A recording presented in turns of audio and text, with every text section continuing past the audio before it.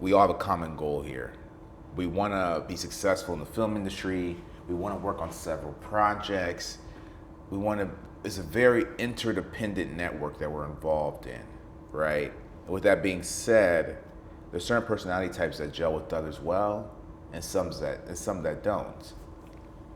For me, recently in recent years, I've been wanting to optimize my personality to work better with others because making films is a very collaborative effort. Sometimes I can be disagreeable. Sometimes I can,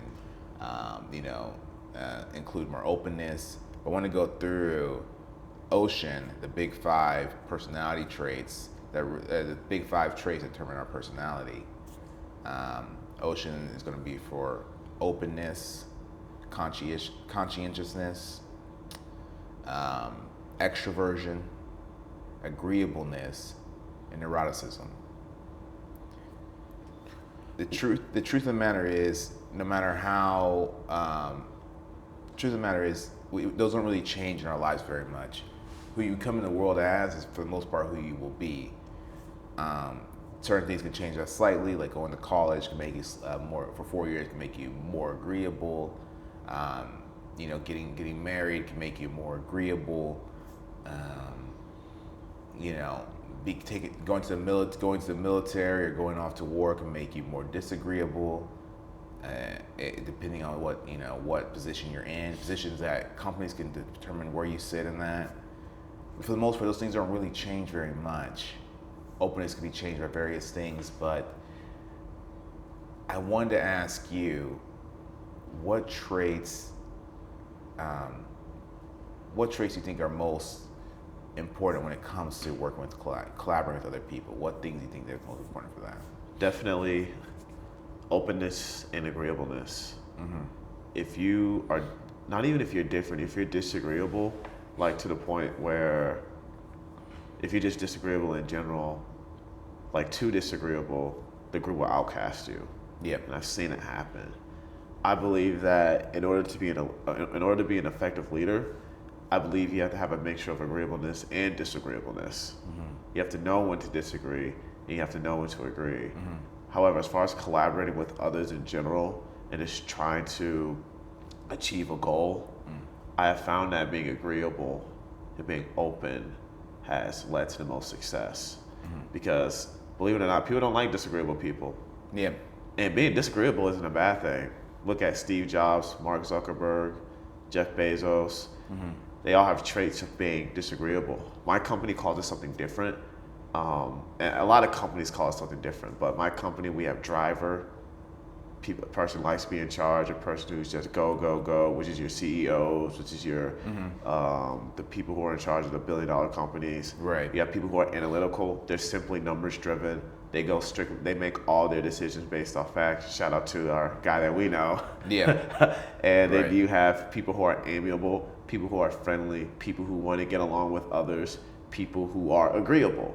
But there's also bad sides to that. They let themselves get run over a little bit. Right. And then you have people who are expressive, people who are very emotional, people who are just very expressive in their thoughts and just explaining something to you. They are the complete opposite of being analytical. Just like being amiable is the complete opposite of being a driver. All of us in the world, we all have those 4 personality traits, but there's always that one that dominates. At least as far as those 4, that dominates in all of us. And as far as the driver. Yeah, as far as driver, like we all have a driver in us. We all have we all have amiable in us. We all have analyticalness in us, and we all have expressiveness in us. Right. But there's always going to be one that dominates out of all of them. Okay. You're never going to be 2. Like, oh, I'm analytical and I'm amiable. Like, you can't be. You're either one or you're either dominantly one or the other. Right. Yeah. One's gonna be dominant in that. Yeah, but I never got to take the test, so I don't know what I am. But I could tell you that just from as far as Ocean goes, as far as being in a group, answering your question, I find that being openness, agreeable, and being agreeable is one of the best ways to, and extroversion as well. Being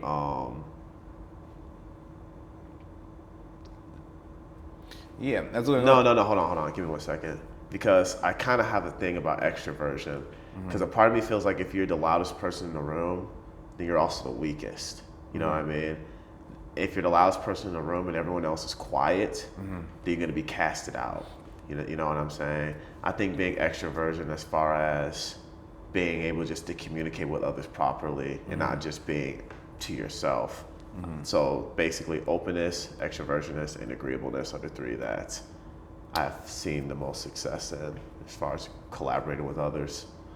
Yeah, absolutely. I would agree. Those are the, those are the most essential for like any interdependent network, like working with other people, being agreeable, openness. All those things are necessary. And if you're doing music or you're doing something else, in the music industry, it's court attention at all costs. And so, with that being said, you could be disagreeable, like a Kanye West. You can be things like that. When it comes to the film industry, when you have 60 people on set at any given time, you cannot move that way. I make the joke all the time, Kanye would not be successful in the film industry. Oh, no. And he would have to rewire his whole pursuit of everything, or rewire his whole, his personality as it is now isn't optimized to work in a collaborative setting like the film industry, other than being a director, right?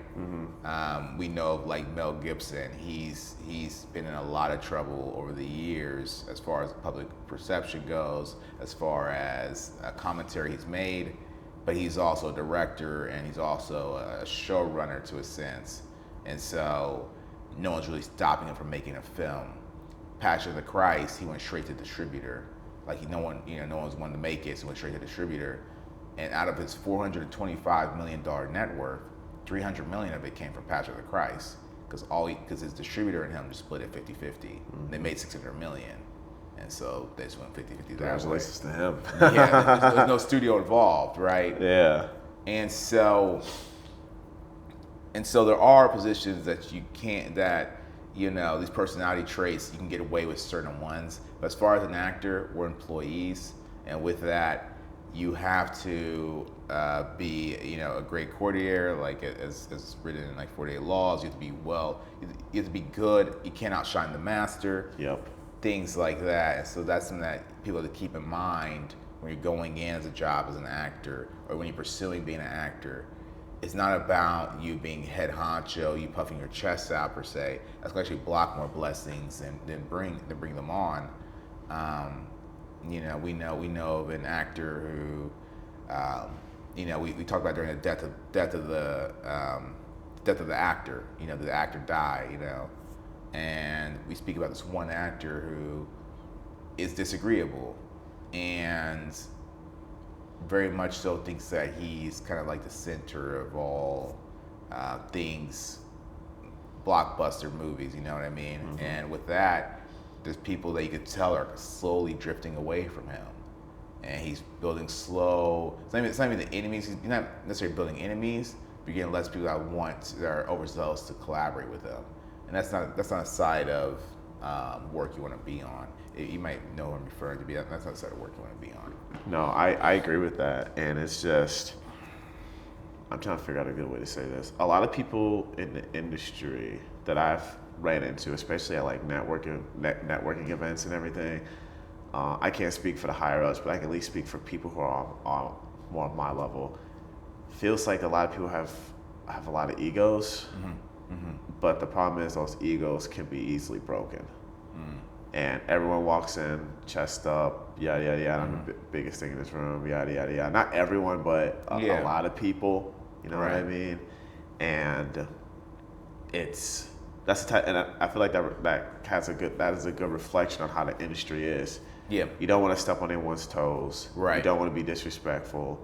You want to, you gave me some great game on some really great advice. Like, don't ask people, oh, do they have representation? Ask people, oh, what was your favorite project you've been a part of? Right. That's the openness, because it's more of it focuses on them in a sense where, oh, he's asking about my artistic endeavors, But I can tell you that as far as the way that this industry has been going, it's a lot of egos. A lot of egos, and people don't forget. And it's a very, we're artists, so there's a sensitivity to all of us, Yeah. You know what I mean? We don't like to get our feelings hurt, yada, yada, Right. yada. So if we remember someone hurting our feelings or making us feel a certain type of way, then it's something that we're not going to really forget. You know what I mean? Do you feel like ego can lead to someone's feelings getting hurt? If one person's an ego, they can bruise others in the room somehow, some way. Ooh, I think it's both. I think that ego, like at least people with fragile egos, Yeah. it can definitely lead to people's feelings getting hurt. Yeah. I can tell you that American History X, Edward Norton, when he was a part of that movie, that was the movie that I think, in my opinion, he should have won an Oscar for that role. I would watch it if I were you. But him and the director had a clash because when Edward Norton got the first cut of the movie, he was like, "Dude, it feels like a giant commercial. Like it feels like one commercial after one commercial." He says just the way it was edited, it just wasn't it. So he took this is just allegedly, he took all the footage and he edited the movie himself. Yeah.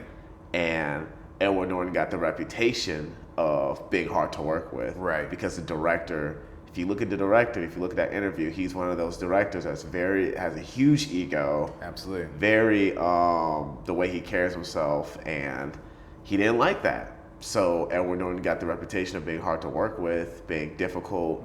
If you see it in the Marvel projects, why he's not Hulk anymore. Right. Because he has that reputation of being hard to work with. Right. But if you see the Hulk movie, I thought the Hulk movie was good. Critically, it wasn't the best Marvel movie, but I thought it was solid. It was great. Yeah. Especially the second one, like the one with. Edward Norton. No, not the one with Edward Norton. Right, but there's two parts. Edward Norton had two installments. Yeah, he had two films. That's the second film. The one that we're familiar with is the one that came out 2008. Yeah. The one that came out with the same year as Iron Man. Yeah.